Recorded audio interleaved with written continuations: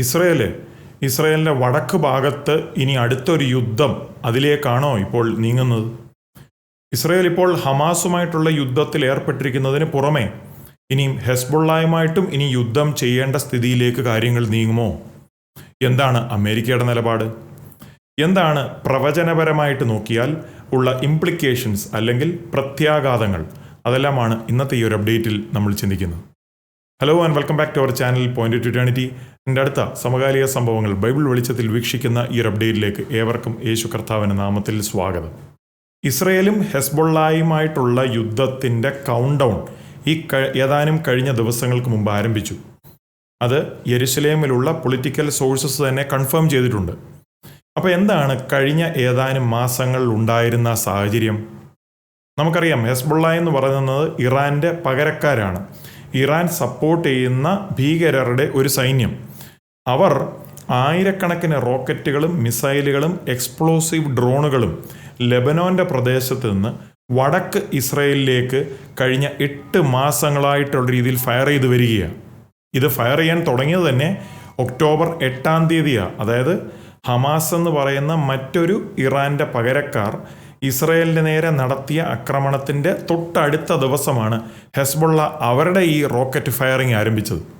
ഇതിപ്പോൾ എന്നും നടക്കുന്ന ഒരു സംഭവമായി മാറിയിരിക്കുക. ഇതിനോടകം തന്നെ 10 ഇസ്രയേലി സിവിലിയൻസ്, അതായത് സാധാരണക്കാരും 15 IDF ഭടന്മാരും കൊല്ലപ്പെട്ടു. അതോടൊപ്പം വടക്ക് ഇസ്രയേൽ ഭാഗത്ത് 10,000 ഏക്കർ കണക്കിനുള്ള ലാൻഡ് ഇപ്പോൾ ഹെസ്ബുള്ള റോക്കറ്റ് ആക്രമണത്തിൽ തീ എരിഞ്ഞുകൊണ്ടിരിക്കുകയാണ്. ഇതിന് പ്രതികരണമായിട്ട് ഇസ്രയേൽ ഇതിനോടകം 340 ഹെസ്ബുള്ള ഭീകരരെ, അതിൽ ടോപ്പ് കമാൻഡർമാർ ഉൾപ്പെടെ ഭീകരരെ ഇസ്രയേൽ വധിച്ചിട്ടുണ്ട്. ഹെസ്ബുള്ള ഇതിന് വില കൊടുത്തുകൊണ്ടിരിക്കുക. പക്ഷേ 60,000-ൽ പരം ഇസ്രയേലികളെയാണ് അവരുടെ ഭവനങ്ങളിൽ നിന്ന് ഇപ്പോൾ മാറ്റിപ്പാർപ്പിച്ചിരിക്കുന്നത്. അവരിനിയും എപ്പോൾ തിരിച്ചു വരുമെന്നുള്ളത് അവർക്ക് ഒരു പിടുത്തവും ഇല്ല. എന്തായാലും ഇത് ഇസ്രയേൽ ഇനിയും അധികം മുന്നോട്ട് കൊണ്ടുപോകാൻ പറ്റില്ല. ഇത് അവരുടെ സാമ്പത്തിക സ്ഥിതിയെയും അവരുടെ സെക്യൂരിറ്റി ആസ്പെക്റ്റിനും എല്ലാം നേരിടുന്ന ഒരു വലിയൊരു വിഷയമാണ്. ഇസ്രായേൽ എന്തായാലും പ്രതികരിച്ചേ പറ്റുകയുള്ളൂ. ഇസ്രായേലിൻ്റെ ടോപ്പ് ലീഡർഷിപ്പ് തന്നെ പറയുന്നത് ഹെസ്ബുള്ളയുമായിട്ടുള്ള ഒരു യുദ്ധം ഉണ്ടാകുമോ ഇല്ലയോ എന്നുള്ളതല്ല, എപ്പോഴാണ് ഇനി അത് നടക്കുന്നത് എന്നാണ് അവർ സംസാരിക്കുന്നത്. അപ്പോൾ ഇപ്പോഴത്തെ സാഹചര്യം എന്താ? നിങ്ങൾ മിസ്സായി പോയിട്ടുണ്ടെങ്കിൽ ഏതാനും 2-3 ദിവസങ്ങൾക്ക് മുമ്പ് ബൈഡൻ അഡ്മിനിസ്ട്രേഷൻ, അമേരിക്കയുടെ ബൈഡൻ അഡ്മിനിസ്ട്രേഷൻ്റെ special envoy to the Middle East Amos Hochstein Middle ഈസ്റ്റിൻ്റെ പ്രദേശത്തിൽ ഉണ്ടായിരുന്നു. ഇസ്രയേലും ഹെസ്ബുള്ളയും തമ്മിലുള്ള ഒരു യുദ്ധം നടക്കാതെ ഇരിക്കേണ്ടതിന് ഒരു എഗ്രിമെൻ്റ് ഒപ്പിക്കുവാൻ വേണ്ടി താൻ അവിടെ ഉണ്ടായിരുന്നു. പക്ഷെ തൻ്റെ ആ പരിശ്രമങ്ങളൊക്കെ പരാജയപ്പെട്ടു. അതിനുശേഷം ഹെസ്ബുള്ളയുടെ തലവൻ ഹസൻ നസ്രല്ല ചില ഡിസ്റ്റർബിംഗ് ആയിട്ടുള്ള ചില പ്രഭാഷണങ്ങളൊക്കെ നടത്തി. താൻ പറഞ്ഞത് ഇസ്രയേലിൻ്റെ മേലുള്ള നല്ല ഇൻ്റലിജൻസ് ഇപ്പോൾ ഹെസ്ബുള്ളയ്ക്കുണ്ട്. അതൊരു പരിധി വരെയൊക്കെ ശരിയാണ്. നിങ്ങൾ ഈ കഴിഞ്ഞ ഇടയ്ക്ക് ഉണ്ടായിരുന്ന ആ ഒരു സംഭവം, അതായത് ആ ക്ലിപ്പ് കണ്ടു കാണും. ഹെസ്ബുള്ളയുടെ ഡ്രോൺ ഹൈഫ പോർട്ടിൻ്റെ മേലെല്ലാം നടത്തിയ ആ ഒരു ഫുട്ടേജ്, അത് നമ്മുടെ ടെലഗ്രാം ചാനലിൽ ഞാൻ പോസ്റ്റ് ചെയ്തിട്ടുണ്ട്. ബൈ ദ വേ, നമ്മുടെ ഇപ്രകാരമുള്ള സെൻസിറ്റീവ് കണ്ടൻറ്റ് എല്ലാം തന്നെ നമ്മുടെ ടെലഗ്രാം ചാനലിലാണ് ഞാൻ സ്ഥിരമായിട്ട് പോസ്റ്റ് ചെയ്യുന്നത്. അതുകൊണ്ട് നിങ്ങളിതുവരെ ജോയിൻ ചെയ്തില്ലെങ്കിൽ ടെലഗ്രാം ചാനൽ ഇന്ന് തന്നെ ജോയിൻ ചെയ്യണം. നിങ്ങൾ ടെലഗ്രാം ഡൗൺലോഡ് ചെയ്യുക. എന്നിട്ട് താഴെ ഇതിന് ഡിസ്ക്രിപ്ഷനിൽ ആ ടെലഗ്രാം ചാനലിൽ ലിങ്ക് കൊടുത്തിട്ടുണ്ട്. അത് ക്ലിക്ക് ചെയ്ത് ഇന്ന് തന്നെ നമ്മുടെ ടെലഗ്രാം ചാനലിൽ ജോയിൻ ചെയ്യണം. സാധാരണ നിങ്ങൾ മെയിൻ സ്ട്രീം മീഡിയയിൽ കാണാത്ത, കേൾക്കാത്ത പല കാര്യങ്ങൾ നമ്മുടെ ടെലഗ്രാം ചാനലിലായിരിക്കും ഞാൻ സ്ഥിരമായിട്ട് തന്നെ പോസ്റ്റ് ചെയ്യുന്നത്. എങ്ങനെയാണ് ചാനലിൽ ജോയിൻ ചെയ്യേണ്ടതെന്നുള്ളതിൻ്റെ ഇൻസ്ട്രക്ഷൻസും ഈ ഒരു വീഡിയോയുടെ അവസാനം നൽകുന്നതാണ്. അപ്പോൾ നസ്രല്ല പറഞ്ഞത് ഹെസ്ബുള്ള ഇപ്പോൾ ഇസ്രയേലിൻ്റെ അകത്ത് നിന്നുകൊണ്ടാണ് യുദ്ധം ചെയ്യുന്നത്. ഹെസ്ബുള്ള ഒരു സാഹചര്യം ഉണ്ടാക്കി, അതിൽ വടക്ക് ഇസ്രയേൽ ഇപ്പോൾ ശൂന്യമായി കിടക്കുന്നുവെന്നും ഹെസ്ബുള്ള ഇസ്രയേലിൻ്റെ അകത്ത് നിന്ന് യുദ്ധം ചെയ്യുകയാണെന്നൊക്കെയാണ് താൻ പറഞ്ഞത്. രണ്ടാമത്തെ കാര്യം താൻ പറഞ്ഞത്, ഹെസ്ബുള്ള അപ്പർ ഗലീലി എന്ന് പറയുന്ന പ്രദേശത്തിൻ്റെ വടക്ക് ഭാഗത്ത് ഒരു ഗ്രൗണ്ട് ഇൻവേഷൻ, ഹെസ്ബുള്ളയുടെ സൈന്യം നേരിട്ട് ഇറങ്ങി ആക്രമിക്കുവാൻ ഒരുങ്ങി നിൽക്കുകയാണെന്നൊക്കെയാണ് താൻ പറഞ്ഞത്. പിന്നെ മൂന്നാമത്തെ കാര്യം താൻ പറഞ്ഞത്, ഹെസ്ബുള്ള ഈ യുദ്ധം അവസാനിപ്പിക്കില്ല. ഇസ്രയേൽ ഗാസയ്ക്കകത്തുള്ള യുദ്ധം അവസാനിപ്പിക്കാത്തിടത്തോളം കാലം ഹെസ്ബുള്ള ഈ യുദ്ധം അവസാനിപ്പിക്കത്തില്ല. പിന്നെ നാലാമത്തെ ഒരു കാര്യം, അതായിരുന്നു വലിയൊരു ഷോക്കർ. താൻ യൂറോപ്യൻ യൂണിയൻ്റെ അംഗത്വമുള്ള ഒരു രാജ്യമായ സൈപ്രസിനെ താൻ ഭീഷണിപ്പെടുത്തി. താൻ പറഞ്ഞത് ഇസ്രയേൽ സൈപ്രസിലെ എയർപോർട്ടുകൾ ഉപയോഗിച്ച് ഹെസ്ബുള്ളയുടെ മേൽ ഒരു ആക്രമണം നടത്തിയാൽ സൈപ്രസ് ഹെസ്ബുള്ളയുടെ കൈവശത്തിൽ നിന്ന് ആക്രമണം നേരിടുമെന്ന്. അതായത് ഹെസ്ബുള്ള സൈപ്രസിലേക്ക് റോക്കറ്റുകളെ ലോഞ്ച് ചെയ്യുമെന്ന്. യൂറോപ്യൻ യൂണിയൻ്റെ ചാർട്ടർ അനുസരിച്ച് യൂറോപ്യൻ യൂണിയനിലെ ഏതെങ്കിലും ഒരു രാജ്യത്തെ മറ്റൊരു രാജ്യം ആക്രമിച്ചാൽ അത് യൂറോപ്യൻ യൂണിയനെ മുഴുവനുമായിട്ടും ആക്രമിക്കുന്നതിന് തുല്യമാണ്. അപ്പോൾ ബേസിക്കലി നസറല്ല യൂറോപ്യൻ യൂണിയനെയാണ് ഇപ്പോൾ ഭീഷണിപ്പെടുത്തിയിരിക്കുന്നത്. എന്തായാലും ഇസ്രയേലിലുള്ള എല്ലാവർക്കും അറിയാം ഒരു യുദ്ധം വരുന്നുണ്ട്. അത് ചിലപ്പോൾ മണിക്കൂറുകൾ, ദിവസങ്ങൾ, 1-2 ആഴ്ചയ്ക്കകത്ത് എന്തായാലും ഒരു യുദ്ധം വരുന്നു എന്ന് ഇസ്രയേലിലുള്ള ഏവർക്കും അറിയാം. ഇസ്രയേലിന് എന്തായാലും ഈ ഒരു സ്ഥിതിയിൽ ഇനി മുന്നോട്ട് നീങ്ങുവാൻ പറ്റില്ല. ഈ കഴിഞ്ഞ ആഴ്ച തന്നെ നെതന്യാഹു പറഞ്ഞത് അമേരിക്ക ആംസ് ഷിപ്മെൻറ്റ്, ആയുധങ്ങളെ ഇസ്രയേലിലേക്ക് വിടുന്നതിൻ്റെ ആ ഒരു ഷിപ്മെൻറ്റിനെ ബ്ലോക്ക് ചെയ്തിരിക്കുകയാണ്. യഥാർത്ഥത്തിൽ അമേരിക്കൻ കോൺഗ്രസ് ആ ഷിപ്മെൻറ്റിനെ അപ്രൂവ് ചെയ്തതാണ്. പക്ഷേ ബൈഡൻ പിടിച്ചു നിർത്തിയിരിക്കുക. കാരണം ഇസ്രയേലിനെ കൊണ്ട് നിർബന്ധിപ്പിച്ച് ഹമാസുമായിട്ടുള്ള ഒരു സമാധാനത്തിൽ ഒപ്പിക്കുവാൻ വേണ്ടിയാണ് ബൈഡൻ ശ്രമിക്കുന്നത്. അങ്ങനെ ആ ഗാസയിലെ യുദ്ധം അവസാനിപ്പിക്കണം. എന്തായാലും ഇസ്രയേലിന് ഗാസയിലെ യുദ്ധം അവസാനിപ്പിക്കാൻ പറ്റില്ല. കാരണം അങ്ങനെയെങ്കിൽ ഹമാസ് വീണ്ടും അധികാരത്തിൽ തന്നെ ഇരിക്കും. അതോടൊപ്പം ഇസ്രയേലിൽ നിന്ന് പിടിച്ചുകൊണ്ടുപോയ ബന്ദികളെ ഒരിക്കലും ഇസ്രയേലിന് തിരിച്ച് ലഭിക്കാനും പറ്റില്ല.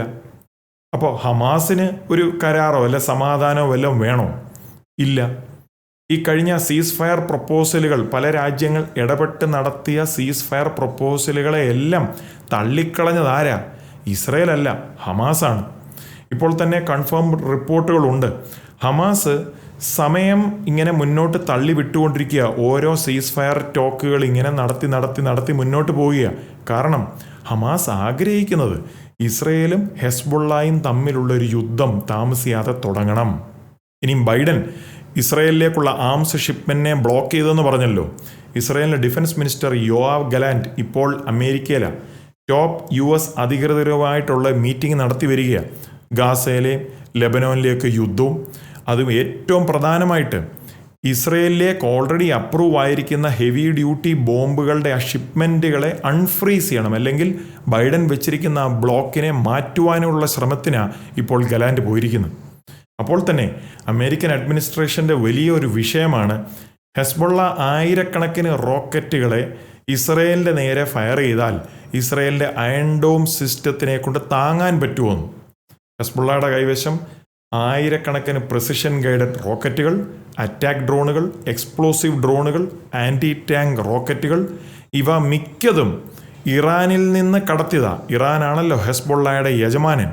അങ്ങനെ ഇറാനിൽ നിന്ന് ഇറാഖ്, സിറിയ വഴി ലെബനോനിലേക്ക് കടത്തിക്കൊണ്ടുവന്ന ഇസ്രയേൽ ഇപ്പോൾ 1948 വീണ്ടും ഈ ഭൂമുഖത്ത് ഉണ്ടായ ആ സമയം മുതൽ നോക്കിയാൽ ഏറ്റവും ബുദ്ധിമുട്ടുള്ള സമയങ്ങളിലെ ഒരു സമയത്തിലേക്കാണ് ഇപ്പോൾ ഇസ്രയേൽ പ്രവേശിച്ചിരിക്കുന്നത് എന്ന് തന്നെ വേണമെങ്കിൽ പറയാം.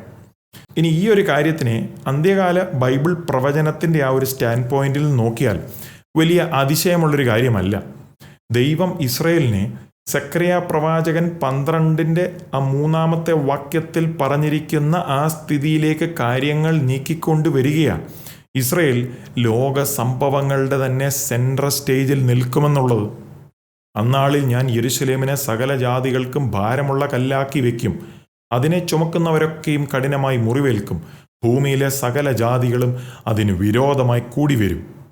അപ്പം സകലരും ഇസ്രയേലിൻ്റെ എതിരെ നിൽക്കുന്ന ഒരു സ്ഥിതിയിലേക്ക് കാര്യങ്ങൾ വേഗം ദൈവം നീക്കിക്കൊണ്ട് വരികയാണ്. ഇപ്പോൾ തന്നെ നോക്കിയാൽ റഷ്യയോ ഉക്രൈനോ നോർത്ത് കൊറിയയോ സുഡാനോ ഇതൊന്നും വാർത്തയിലില്ല. റഷ്യ ഉക്രൈൻ്റെ മേൽ നടത്തിയ ഈ യുദ്ധം 2.5 വർഷത്തിൽ പരമായി അവിടെ നടന്നുകൊണ്ടിരിക്കുക. അതൊന്നും വാർത്തകളിലേ ഇല്ല. അത് അവിടെയുള്ളവരെ പറ്റിയൊന്നും ആർക്കും ഒരു വിഷയവുമില്ല. എല്ലാവരും ഇസ്രയേലാണ് പ്രശ്നക്കാർ എന്ന രീതിയിലാണ് ഇപ്പോൾ കാര്യങ്ങൾ കൊണ്ട് എത്തിച്ചിരിക്കുന്നത്. അതുതന്നെ ഈ സിനാറിയോയെ നന്നായി എക്സ്പ്ലെയിൻ ചെയ്യുന്നില്ലേ? ഈ യെരുശലേമിൻ്റെ വിഷയം ആരെക്കൊണ്ടും പരിഹരിക്കുവാൻ പറ്റാത്ത ഒരു വിഷയമായി എത്ര നാളായി നിലനിൽക്കുന്നു. അപ്പോൾ നമ്മളിപ്പോൾ നേരിടുന്ന ഈ ഒരു സാഹചര്യം, ഇപ്പോഴത്തെ ഈ അവസ്ഥ, ഇത് നീങ്ങുന്നത് സങ്കീർത്തനം 83 കാണുന്ന ആ ഒരു യുദ്ധത്തിലേക്കാണോ? അവിടെ നമ്മൾ കാണുന്നത് സങ്കീർത്തനം 83 കാണുന്നത് ഇസ്രയേലിൻ്റെ ചുറ്റിനുമുള്ള അയൽപക്ക ഭീഷണികളെ എല്ലാം ഇല്ലാതാക്കുന്ന ഒരു സ്ഥിതിയാണ് നമ്മളവിടെ വായിക്കുന്നത്. ബൈ ദ വേ, ഞാൻ സങ്കീർത്തനം 83 പറ്റി മറ്റൊരു സന്ദേശം ഞാൻ ചെയ്തിട്ടുണ്ട്. അതിൽ പറയുന്ന രാജ്യങ്ങൾ അവ ഏതൊക്കെയാണ്, ഇന്നത്തെ കോണ്ടെക്സ്റ്റിൽ ഏതൊക്കെയാണ് രാജ്യങ്ങൾ. അതുകൊണ്ട് ആ ഒരു സന്ദേശം നിങ്ങൾ കണ്ടില്ലെങ്കിൽ നിങ്ങളത് ചെക്കൗട്ട് ചെയ്യണം. ആ സന്ദേശത്തിൻ്റെ ലിങ്ക് താഴെ ഡിസ്ക്രിപ്ഷനിൽ കൊടുത്തിട്ടുണ്ട്. ആൻഡ് ബൈ ദ വേ, ഇപ്രകാരമുള്ള കണ്ടൻറ്റൊക്കെ നിങ്ങൾ ഇഷ്ടപ്പെടുന്നുവെങ്കിൽ, ഇതുവരെ നിങ്ങൾ സബ്സ്ക്രൈബ് ചെയ്തില്ലെങ്കിൽ താഴെ കാണുന്ന സബ്സ്ക്രൈബ് ബട്ടണും ചേർന്ന് കാണുന്ന ബെൽ ബട്ടനോട് പ്രസ് ചെയ്യുമെങ്കിൽ ഇപ്രകാരമുള്ള സമകാലിക സംഭവങ്ങൾ, ബൈബിൾ വെളിച്ചത്തിലുള്ള അപ്ഡേറ്റുകൾ, ബൈബിൾ സ്റ്റഡികൾ, ബൈബിൾ സംശയങ്ങൾക്കുള്ള ഉത്തരങ്ങൾ ഒക്കെ പോസ്റ്റഡ് ആകുമ്പോൾ ഉടൻ തന്നെ നിങ്ങൾക്ക് നോട്ടിഫിക്കേഷനായി ലഭിക്കും. അപ്പോൾ അന്ത്യകാലത്തെക്കുറിച്ചൊക്കെ യേശു കർത്താവ് മത്തായിയുടെ സുവിശേഷം 24 തൻ്റെ ആ ഒലിവുമലയിലുള്ള പ്രഭാഷണത്തിൽ പഠിപ്പിച്ചപ്പോൾ യേശു ഈ യുഗത്തിൻ്റെ അവസാനത്തെപ്പറ്റി പല അടയാളങ്ങൾ നൽകിയിരുന്നു. യേശു പറഞ്ഞത് അധാർമികത പെരുകും, യുദ്ധങ്ങളും യുദ്ധശ്രുതികളും ഉണ്ടാവും, വ്യാജ മതങ്ങൾ, വ്യാജ ക്രിസ്തുക്കൾ, വ്യാജ പ്രവാചകന്മാർ, മഹാമാരികൾ എന്നെല്ലാം ഉണ്ടാകും എന്നൊക്കെയുള്ള കാര്യങ്ങളെല്ലാം താൻ അവിടെ പറയുന്നുണ്ട്. അപ്പോൾ ബൈബിളിൻ്റെ ആധികാരികതയെ അംഗീകരിക്കാത്തവരും ബൈബിൾ പ്രവചനത്തെ സീരിയസ് ആയി എടുക്കാത്തവരും പറയും, ഈ പറഞ്ഞതൊക്കെ എല്ലാ കാലഘട്ടത്തിലും എല്ലാ തലമുറയിലും ഉണ്ടായിരുന്നല്ലോ. ആണോ? ഒരു പരിധിവരെ ഇവയുടെ എല്ലാം അടയാളങ്ങൾ നമ്മൾ എല്ലാ തലമുറയിലും കുറച്ചൊക്കെ കണ്ടിട്ടുണ്ട്. പക്ഷെ യേശു ആ ഭാഗത്തിൽ പഠിപ്പിക്കുമ്പോൾ പറഞ്ഞത് ആ അടയാളങ്ങളുടെ എല്ലാം 10 മടങ്ങ് വർധനമായിരിക്കും അന്ത്യകാലത്ത്. അതെല്ലാമാണ് നാം ഇപ്പോൾ കണ്ടുകൊണ്ടിരിക്കുന്നത്. എന്നിട്ട് ആ അടയാളങ്ങളുടെ എല്ലാം സൂപ്പർ സൈനുമായിരിക്കും, അല്ലെങ്കിൽ ഏറ്റവും സൂപ്പർ അടയാളവുമായിരിക്കും ഇസ്രയേൽ. അതും 1948 ഇന്നത്തെ ആധുനിക ഇസ്രയേൽ വീണ്ടും ഈ ഭൂമുഖത്ത് ഉണ്ടായപ്പോൾ അതും സംഭവിച്ചു. ഇസ്രയേലാണ് അന്ത്യകാല ബൈബിൾ പ്രവചനത്തിൻ്റെ സൂപ്പർ സൈൻ. ഞാൻ മറ്റൊരു സന്ദേശത്തിൽ എന്തുകൊണ്ടാണ് ഇസ്രയേൽ ബൈബിൾ പ്രവചനത്തിൻ്റെ കേന്ദ്രബിന്ദു എന്ന ആ ഒരു സന്ദേശത്തിൽ ഇതെല്ലാം ഞാൻ ഡീറ്റെയിൽഡായി എക്സ്പ്ലെയിൻ ചെയ്യുന്നുണ്ട്. അതുകൊണ്ട് അത് നിങ്ങൾ കണ്ടിട്ടില്ല എങ്കിൽ കാണണം. ആ സന്ദേശത്തിൻ്റെ ലിങ്കും താഴെ ഡിസ്ക്രിപ്ഷനിൽ കൊടുത്തിട്ടുണ്ട്. അപ്പോൾ യേശു കർത്താവിൻ്റെ സത്യസഭ തിരിച്ചറിയേണ്ടത് സഭയുടെ ഉൽപ്രാവണത്തിന് ഇനി അധികം നാൾ സമയമില്ല. എന്താണ് ഉൽപ്രാവണം?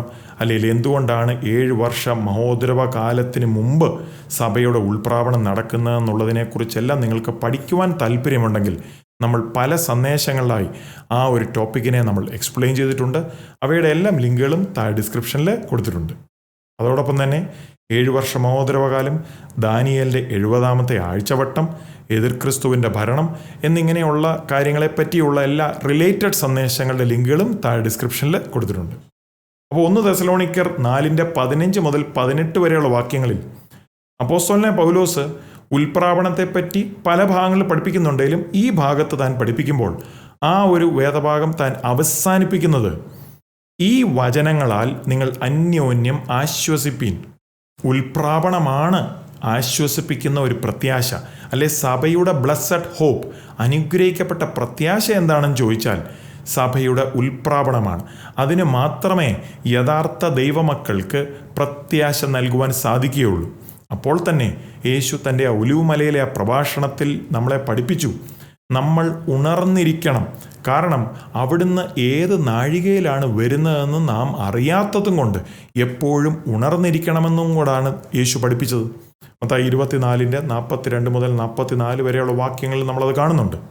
അപ്പോൾ നമ്മളിത് ക്ലോസ് ചെയ്യുമ്പോൾ ഒരു കാര്യം പറയാം, ഇസ്രായേലിന് വേണ്ടി പ്രാർത്ഥിക്കണം. ദൈവം അവരുമായിട്ട് ചെയ്ത ഒരു ഉടമ്പടി പ്രകാരം ദൈവത്തിന് അവരോട് ചില പദ്ധതികൾ നിറവേറേണ്ട ആവശ്യമുണ്ട്. ദൈവത്തിൻ്റെ പദ്ധതി തന്നെയായിരുന്നു 1948 ഏകദേശം 2000 വർഷങ്ങൾക്ക് ശേഷം ഈ ലോകത്തിൻ്റെ സ്റ്റേജിൽ നിന്ന് ആബ്സെൻ്റ് ആയതിന് ശേഷം വീണ്ടും ഇസ്രായേൽ എന്ന രാഷ്ട്രം ഈ ഭൂമുഖത്ത് തിരിച്ചുണ്ടായി വന്നത്. അതുകൊണ്ട് അന്ത്യകാലത്തെ സംബന്ധിച്ചുള്ള ദൈവത്തിൻ്റെ പദ്ധതികൾ നമ്മൾ നോക്കിയാൽ ഇസ്രായേൽ തന്നെയാണ് സൂപ്പർ സൈൻ. ആരും ഇസ്രായേലിൻ്റെ കൂടെ നിന്നില്ല എങ്കിൽ കൂടി ദൈവം മാത്രം മതി ഇസ്രായേലിനെ സംരക്ഷിക്കുവാനും ഇസ്രായേലിനെ മുന്നോട്ട് കൊണ്ടുപോകാനും. അത് ഇസ്രായേൽ എന്ന രാഷ്ട്രം തിരിച്ചറിഞ്ഞില്ല എങ്കിൽ കൂടി ദൈവം മാത്രം മതി. ഓർക്കുന്നുണ്ടോ, ചെങ്കടലിനെ വിഭാഗിച്ച് ഫറവോൻ്റെ സൈന്യത്തെ മുഴുവനും ദൈവം നശിപ്പിച്ചു കളഞ്ഞത്? പിന്നെ 1967 6 ഡേ വാറിലും 1973 യോം കിപ്പൂർ വാറിലും എല്ലാം ദൈവം അത്ഭുതകരമായി ഇസ്രയേലിനെ സംരക്ഷിക്കുകയും ഇസ്രയേൽ ജയാളിയായി നിലനിൽക്കുന്നതിൻ്റെ കാരണം ദൈവം മാത്രമായിരുന്നു. അതുകൊണ്ട് ഇസ്രയേലിനെ നിങ്ങളുടെ പ്രാർത്ഥനകളിൽ ഓർക്കണം. അപ്പോൾ തന്നെ സഭയോടും ഒരു കാര്യം എനിക്ക് ഓർപ്പിക്കുവാനായിട്ടുള്ളത്, നമ്മുടെ ഓരോരുത്തരുടെയും ജീവിതങ്ങൾ വളരെ സൂക്ഷ്മതയോടെ ജീവിക്കേണ്ടുന്ന ആളുകളാണ്. യേശു കർത്താവിൻ്റെ മധ്യാകാശത്തിലുള്ള പ്രത്യക്ഷപ്പെടൽ ഏതു സമയം ഉണ്ടാകുമെന്നുള്ള ബോധം നമ്മളെ ഏവരെയും എപ്പോഴും ഭരിക്കണം. നമ്മുടെ ജീവിതങ്ങൾ വളരെ ഭയത്തോടെ വളരെ സൂക്ഷ്മതയോടെ ജീവിക്കണം.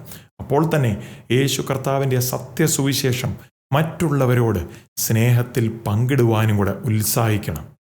ആമേൻ. അതിനായിട്ട് ദൈവം നമ്മളെ എല്ലാവരെയും സഹായിക്കട്ടെ. God bless. ബൈബിളുമായി ബന്ധപ്പെട്ട സമകാലിക ലോക സംഭവങ്ങളെക്കുറിച്ച് ദൈനംദിന അപ്ഡേറ്റുകൾ നിങ്ങൾക്ക് ലഭിക്കുവാൻ ടെലിഗ്രാമിൽ പോയിന്റർ ടു എറ്റേണിറ്റി ചാനലിൽ ജോയിൻ ചെയ്യുക. ഞങ്ങളുടെ വെബ്സൈറ്റിൽ നിന്ന് നിങ്ങൾക്ക് പോസ്റ്റുകളുടെ അപ്ഡേറ്റുകളും ലഭിക്കും. ജോയിൻ ചെയ്യുവാൻ എളുപ്പമാണ്. ആപ്പ് സ്റ്റോറിൽ നിന്നോ പ്ലേ സ്റ്റോറിൽ നിന്നോ ടെലിഗ്രാം ഡൗൺലോഡ് ചെയ്യുക.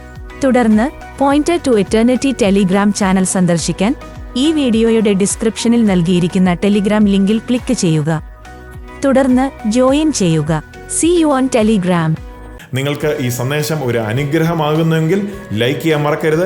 നിങ്ങൾ സബ്സ്ക്രൈബ് ചെയ്തിട്ടില്ല എങ്കിൽ സബ്സ്ക്രൈബ് ചെയ്യാനും ചേർന്ന് കാണുന്ന ബെൽ ഐക്കണും പ്രസ് ചെയ്ത് സബ്സ്ക്രൈബ് ആവുമെങ്കിൽ നിങ്ങൾക്ക് ഇപ്രകാരമുള്ള അപ്ഡേറ്റുകളും ബൈബിൾ സ്റ്റഡി സെഷനുകളും എല്ലാം ഇതേ ചാനലിൽ എപ്പോഴൊക്കെ അപ്ലോഡ് ആകുമോ നിങ്ങൾക്കത് നോട്ടിഫിക്കേഷനായി ലഭിക്കുന്നതായിരിക്കും.